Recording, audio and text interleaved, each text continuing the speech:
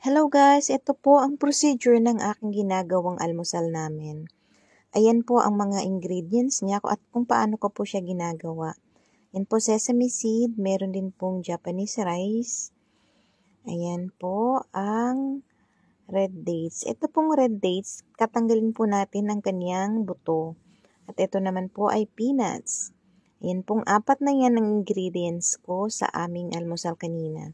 So, ayan po, pagsamahin lang natin siya sa blender.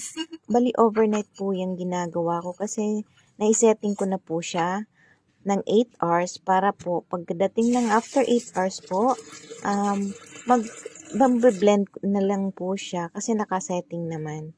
So, ayan po, pinagsama ko na siya sa blender. Ayan. So, ito po, ang galing ko pong magbasa, no? So, ayan. Tinuruan po ako ng amo ko paano ko isa-settings at ita-timer.